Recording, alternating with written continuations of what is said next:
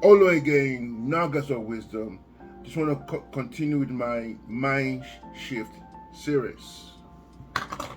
My brothers, my sisters, my topic today is my obsession with how. My obsession with the how. Let's talk about it.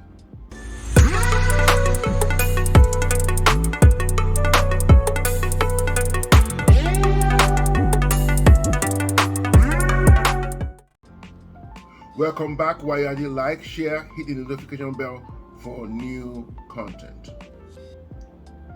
My brothers, my sisters. Also, while I go at it, I'm going to go back. Please share. Smash that subscription button because I'm about to hit the 300 subscribers and I need your help. Help a brother out. Give me an HBO special. So let's continue. My obsession with the how. You've heard this saying that says, hard work beats talent when talent refuses to work. And it's being said a lot. It sounds great, sounds cliche.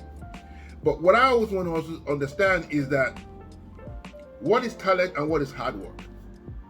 Talent is what comes very easy to you.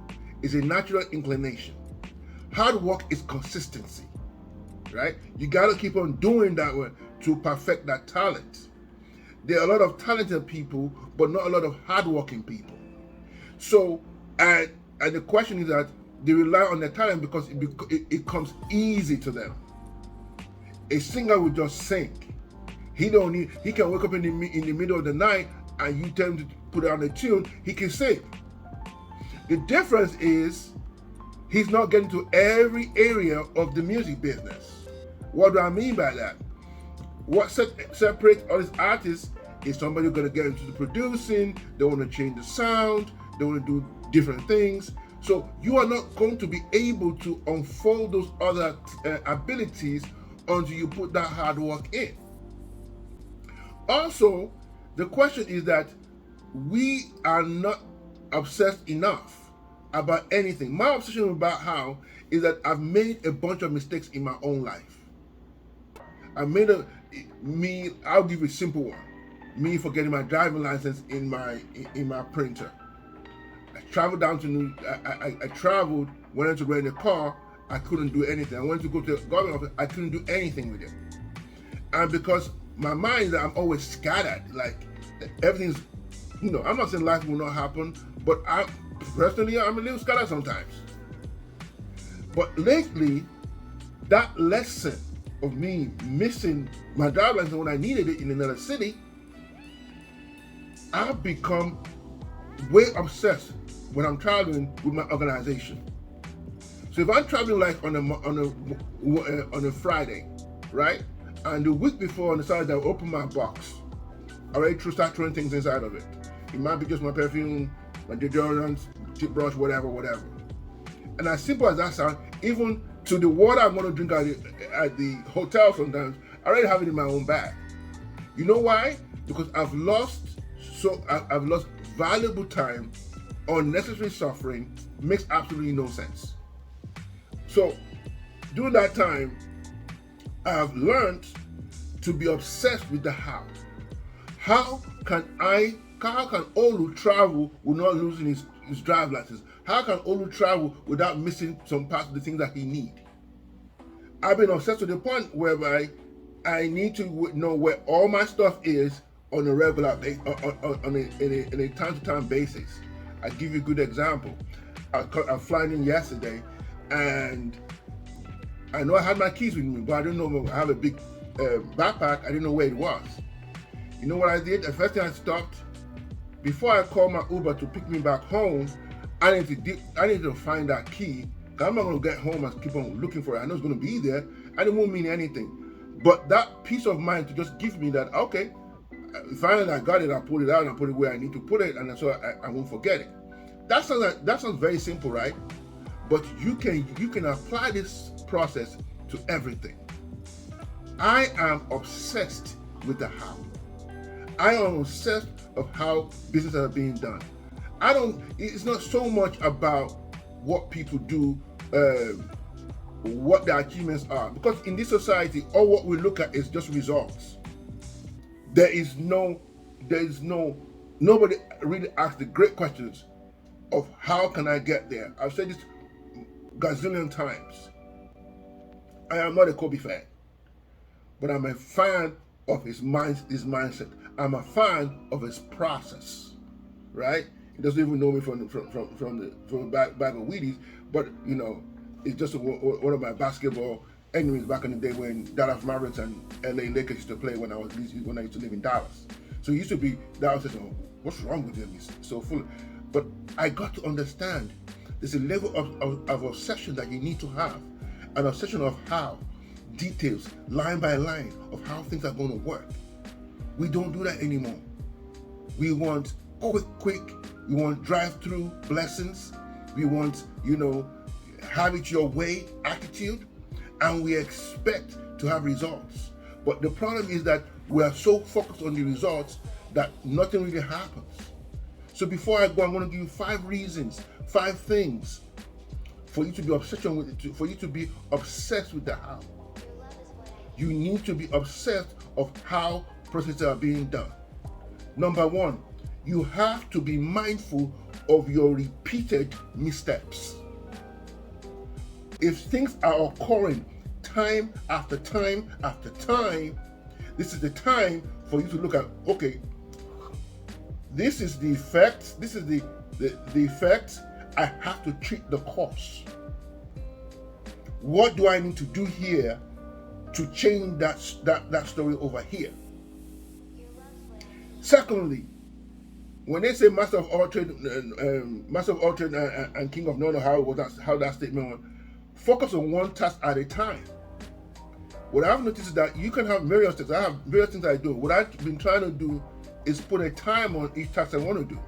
So focus on one task at a time, so you don't get too confused. And what I'm trying to tell people, if I feel that my day is going to be too jumbled, I don't even like going to places whereby I have too many appointments in a day, because I want to make sure that one appointment, a couple of appointments that I can handle, what is the time span within it? How's it?